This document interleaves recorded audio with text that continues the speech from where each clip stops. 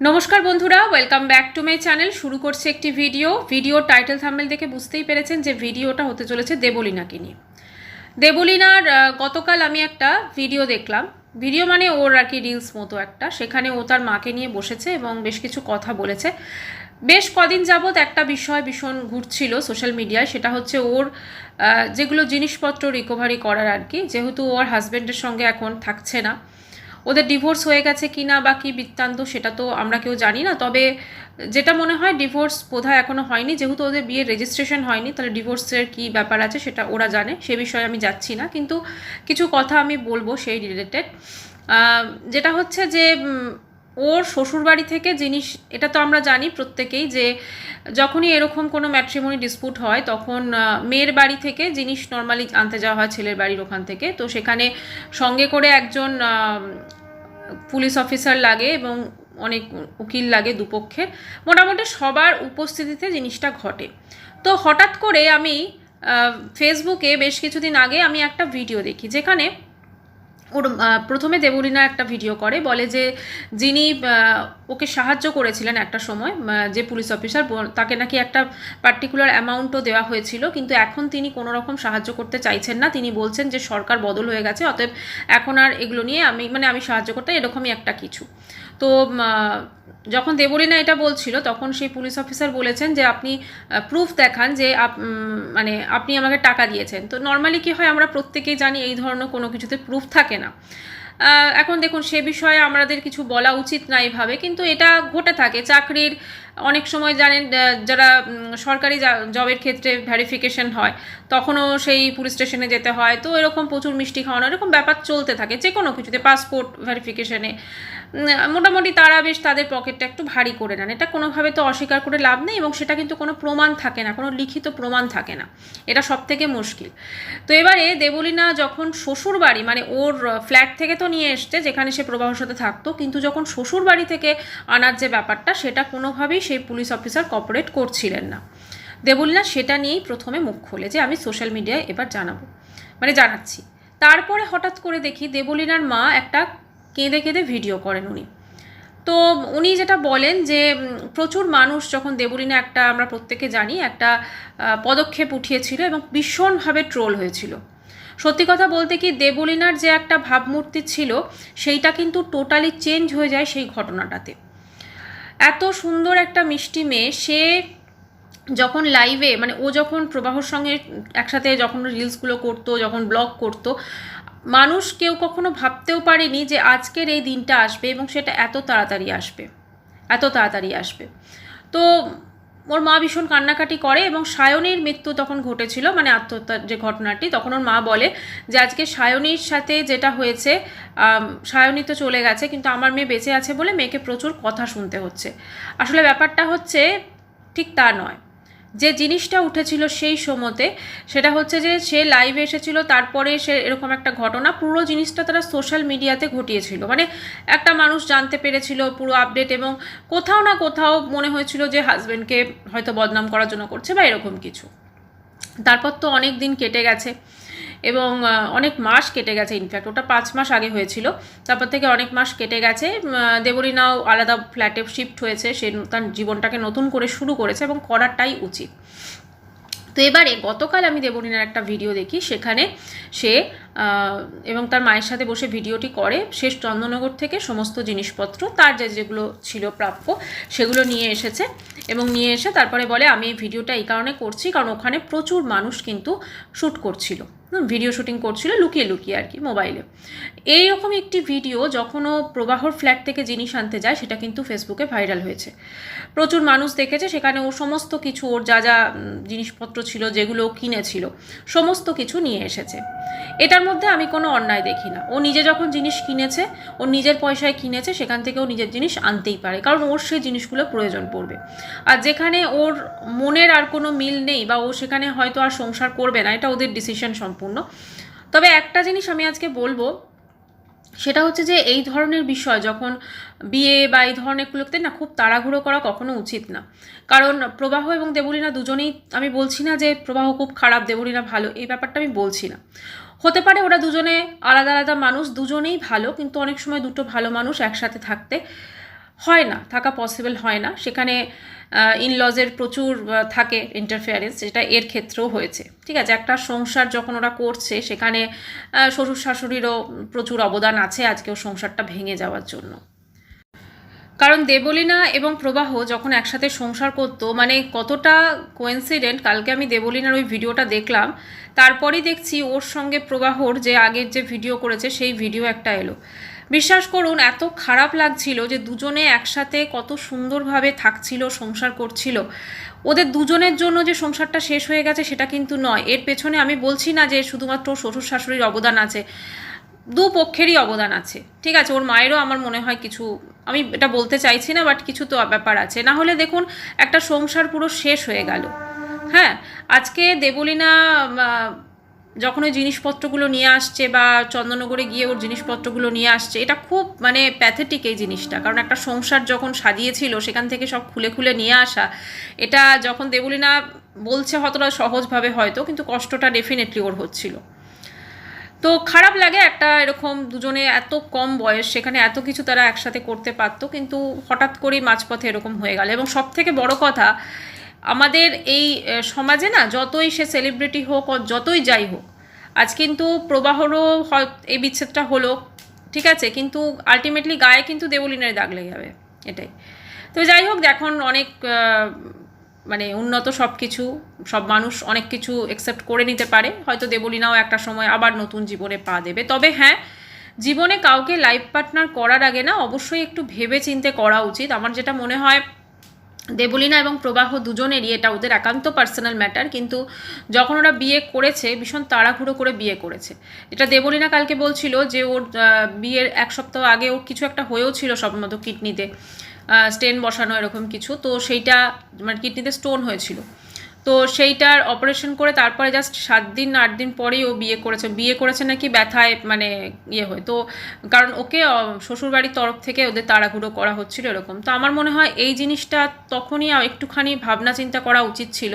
সেই মুহূর্তে হয়তো হতে পারে যে বিয়ের সব কিছু ঠিকঠাক হয়ে গেছিলো, তোড়জোড় হয়ে গেছিলো, কিন্তু এইরকম সিচুয়েশনে সেই মানুষটির সাথে, কারণ এই যে পরবর্তীকালের যে হ্যারাসমেন্টগুলো, আজকে দেবলীনা একটা নিজের একটা হয়তো থাকছে, আমি দেখলাম কোথায় একটা ফ্ল্যাটে সাজাচ্ছে গুজোচ্ছে খুব সুন্দর করে, আবার পুরনো দেখলাম রান্নার ভিডিও দিচ্ছে, এগুলো খুব ভালো জিনিস, কিন্তু এইটার পেছনেও তো একটা কষ্ট, মানসিক কষ্ট তো থাকবে, এবং সেইটা কিন্তু কোনোভাবেই এটা না তো ওর মা বুঝতে পারবে, না ওর দিদি বা ওর যারা রয়েছে, এই কষ্টটা শুধুমাত্র ওরই থাকবে।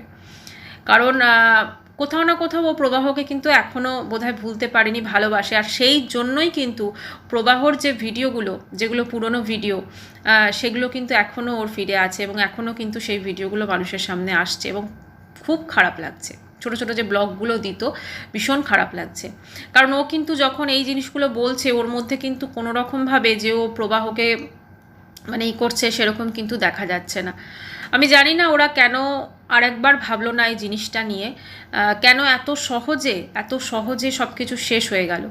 কারণ হতে পারে সাময়িকভাবে ওই টাইমটা হয়তো এদের তরফ থেকেও, দেবলীনাদের তরফ থেকেও দোষারোপ হয়েছে প্রবাহরা চুপ করে থেকেছে, হয়তো ভেতরে ভেতরে তাদের কথাবার্তা হয়েছে কিছু, কিন্তু যাই হোক, আমার যেটা মনে হয় এইটা বোধহয় আরও একটা চান্স দুজনের তরফ থেকে দেওয়া উচিত ছিল। কারণ দেবলীনা কিন্তু খুব সুন্দরভাবেই সংসারটা করতো, এটা আমরা দেখেছি, মানে যেটুকু ব্লগ করতো সেটাতে ব্লগে কিন্তু দেখা গেছে, একসাথে মানে রান্না করা সমস্ত কিছু। অনেকে এটাও বলছেন যে শুরুতে যখন হয়েছিল যে ও মেনটেন্যান্সের জন্য করেছে, এই করেছে, আমার মনে হয় ওর তো যথেষ্ট, যে শোগুলো করে সেদের যথেষ্ট ইনকাম হয়, তো মেনটেন্যান্সের জন্য মেবি করেনি, করলে তো এই জিনিসটা আজকে হতো না। আরেকটা জিনিস আমি বলতে চাই, সেটা হচ্ছে ও যেটা বলছে যে ওর শ্বশুর বাড়ির তরফের যে একটা হার যেটা আশীর্বাদ করে দিয়েছিল, তো সেইটা ওরা দেয়নি, এটা খুব নর্মাল একটা বিষয়, মানে খুব এটাই ঘটে থাকে। শ্বশুরবাড়ির তরফটাও কিন্তু যে গিফটগুলো পাওয়া যায় বা সেগুলোও কিন্তু স্ত্রী ধনের আন্ডারে পড়ে, কিন্তু বেশিরভাগ ক্ষেত্রেই কিন্তু তারা সেটা দেয় না, তারা রেখে দেয় বা সরিয়ে দেয়, এরকম একটা ব্যাপার। সেটা মানে কিছু বলাও যায় না, এটা যদি আজকে দেবলীনা যেমন নিজে সব কিছু করে নিতে পারে, ঠিক আছে, আর্থিক দিক থেকেও যথেষ্ট বেশি সচ্ছল, ও একদম ইন্ডিপেন্ডেন্ট একজন মেয়ে, কিন্তু এমন প্রচুর গ্রামাঞ্চলে দেখা যায়, অনেক জায়গায় দেখা যায় শ্বশুরবাড়ির তরফেও কিন্তু যেগুলো গয়নাগুলো দেওয়া হয় সেগুলো কিন্তু তারা আটকে রেখে দেয়। অনেক ক্ষেত্রে তো মেয়ের বাড়ির তরফ থেকে যে গয়নাগুলো যায় সেগুলোই, কারণ এগুলোর পার্টিকুলার না বিলগুলো যেগুলো হয়, এটা মানে জিনিসটা হয়তো অনেকে জানেন, হয়তো অনেকে জানেন না, যে বিলগুলো থাকে যখন একটা মেয়েকে ধরুন আপনারা বিয়ে দিচ্ছেন, তার যে গয়নার যে আসল বিলটা, যে অরিজিনাল বিলটা, যেখানটা আপনি দোকান থেকে যে কিনলেন, ওটা কিন্তু অবশ্যই আপনার কাছে রাখবেন। জানি না, আমরা কেউই মানে বুঝতে পারি না যে কি হতে পারে, ঠিক আছে, মানুষ কখনো বুঝতে পারে না ভবিষ্যতে কি হতে পারে। যখন হয়তো কোনো গয়না খারাপ হলো বা কিছু একটা হলো, প্রবলেম হলো, দোকানে দিতে হবে, তখন ওই ক্যাশ মেমোটার দরকার পড়ে, তখন সেই ক্যাশ মেমোটা আপনি মেয়েকে দিলেন, আবার মেয়েকে বলবেন আপনাকে দিয়ে দিতে। কারণ কি হয়, এই ধরনের কেসে যদি অরিজিনাল বিলটা না থাকে, আমি জানি না দেবলীনার কেসে কি হয়েছে, বাট নর্মালি যদি আপনি কোর্টে রিকভারি কেস বা কোনো কিছু হয়, যদি অরিজিনাল বিলটা আপনি না সাবমিট করতে পারেন, তাহলে কিন্তু ওই গয়নাগুলো ফেরত পাওয়া যায় না। দেবলীনার ক্ষেত্রে হয়তো ব্যাপারটা আলাদা, ও হয়তো সেলিব্রিটি বা ওর কাছে হয়তো গয়নার বিলটা যেহেতু নিজেই সব কিছু ম্যানেজ করতে হয়তো ওর কাছে ছিল, কিন্তু বেশিরভাগ মেয়েদের কাছে কিন্তু গয়নার বিলটা থাকে না। নর্মালি কি হয়, যেগুলো বিয়েতে গয়না দেওয়া হচ্ছে, স্ত্রীধন দেওয়া হচ্ছে, সেগুলো তো শ্বশুরবাড়ির তরফে ওদের লকারে থেকে যায়, কিন্তু যে বিলটা, সেই বিলটা কিন্তু মেয়েটির কাছে থাকে না, বেশিরভাগ ক্ষেত্রে শ্বশুরবাড়িরই কোনো জায়গায় থেকে যায়। কিন্তু সবসময় উচিত, যখন আপনি মেয়ের বিয়ে দিচ্ছেন, যে বিলটা, যে ক্যাশ মেমোটা, যেটাতে আপনি গয়নাটা কিনছেন, ওটা আপনার নিজের কাছে রাখুন। যতই আপনার মানে ভালো জামাই হোক কি শ্বশুরবাড়ি হোক, কিন্তু বলা তো যায় না ভবিষ্যতে কি আছে। আর এখন সত্যি কথা, এত সোনার দাম বেড়ে গেছে বলুন, আজকাল তো সবাই এমনও হয়, সবাই ডায়মন্ডেরও গয়না দেয় যাদের সামর্থ্য আছে। তো সেক্ষেত্রে ধরুন এতটা দামি একটা জিনিস, এবার ধরুন বাই চান্স কিছু একটা হলো, তখন আপনি রিকভারি করতে গেলেন, ফার্নিচার জলে চলে যায়, যা অতটা গায়ে লাগবে না, কিন্তু গয়নার ক্ষেত্রে আপনাকে যখনই কোর্টে এটা হবে, তখন কিন্তু ওই পার্টিকুলার বিলটা দিতে হবে, অরিজিনাল বিল, কোনো জেরক্স বিল কিন্তু হবে না। অরিজিনাল যে বিল, সেই বিলটা কিন্তু দিতে হবে, বা সেটা যদি আপনি পুলিশ স্টেশন মারফত ফেরত আনতে চান, সেটাও কিন্তু অরিজিনাল বিলটাই কিন্তু দিতে হবে, এবং অরিজিনাল বিলটা দিয়ে তবেই কিন্তু আপনি গয়নাগুলো ফেরত পাবেন। কারণ ওরা তো অস্বীকার করে দেবে যে আমাদের কাছে কোনো গয়না নেই, ওরা এরকমভাবে অস্বীকার করে দেবে আমাদের কাছে কিন্তু কোনো গয়না নেই। সেজন্য রিকভারির ক্ষেত্রে কিন্তু যে অরিজিনাল বিলটা, যে ক্যাশ মেমোটা দোকান থেকে দেওয়া হয়, সেইটা অবশ্যই সবাই যত্ন করে রাখুন। দেবলীনা একজন সেলিব্রিটি মানুষ, ও হয়তো নিজের কাছে সব কিছু রেখেছিল এবং ওর পক্ষে হয়তো অনেক ইজি হয়েছে এটাকে রিকভারি করে আনা। ম্যাক্সিমাম ক্ষেত্রে কিন্তু রিকভারি এতটা ইজি হয় না, প্রচুর এটা কিন্তু অনেক ক্ষেত্রে টাইম লাগে, অনেক মেহনত লাগে। এ তো 5 মাসের মধ্যে মোটামুটি হয়ে গেছে, কিন্তু অনেক ক্ষেত্রে কিন্তু এটা বছরের পর বছর লেগে যায়। এবং শ্বশুরবাড়ির তরফে বলা হয় আমাদের কাছে কোনো গয়না নেই বা আমাদের কাছে কোনো কিছু নেই, কারণ বিলটা দেখান আপনাদের, এরকম হয়। তো এইটা কিন্তু আমরা অনেকেই হয়তো জানি না, বা অনেকে হয়তো জানি, এটা কিন্তু প্রত্যেকের, এটা মানে ভবিষ্যৎ কেউ দেখেনি। আজকে যখন দেবলীনা প্রবাহর বিয়ে হয়েছিল, কেউ কিন্তু জানতো না যে আজকের দিনটা আসবে। আমরা ওদের ব্লগ দেখেছি, কখনো আমরা মানে কি বলবো, ভাবতেও পারিনি যে এরকম একটা দিন আসবে, কিন্তু এখন সেটা রিয়েলিটি, এটাই। তবে দেবলীনা ডিভোর্স এদের কি হবে জানি না, কারণ এদের তো আইনত বিয়ে হয়নি, রেজিস্ট্রেশন হয়নি, যেটা ওরাই বলেছিল। তবে সেটা ওরা অবশ্যই, কিন্তু মুভ অন জানি না কবে করতে পারবে, কারণ এটা মন থেকে মুভ অন করাটা খুব খুব ডিফিকাল্ট। তবে ও শ্বশুর শাশুড়ি এবং প্রবাহ, তারা যেহেতু ক্যামেরার সামনে কোনোভাবে কোনো কিছু বলেনি, সেজন্য আমরা কাউকে সেভাবে জাজ করতে পারি না, এটাই। তবে হ্যাঁ, গয়নার যে স্ত্রীধন, যে রিকভারির যে ব্যাপারটা, এটা সব মানে খুব ডিফিকাল্ট জিনিস। এদের ক্ষেত্রে অনেক ইজি হয়েছে, কিন্তু অনেকের ক্ষেত্রে, আশেপাশে দেখবেন অনেকের ক্ষেত্রে কিন্তু খুব মুশকিল হয়। সেদিনকে কোথায় একটা দেখছিলাম, কিছুদিন আগেই বোধহয়, মানে শ্বশুরবাড়ির ওপর নির্যাতন করে মেয়েটাকে রাস্তায় বের করে দিয়েছে, ঠিক আছে, এরপরে রাস্তায় বের করে দিয়ে তারা ঘরে তালা দিয়ে কোথায় চলে গেছে। এবার সেই মেয়েটি পুলিশ স্টেশন বলুন সব জায়গায় ঘুরে বেড়াচ্ছে তার বাবার সাথে। এবার সে কি করবে, মানে সে তো না তো কোনো মেনটেনেন্স কেস করতে পারছে, ঠিক আছে, কারণ সেখানে তার শ্বশুর শাশুড়ি স্বামী পলাতক।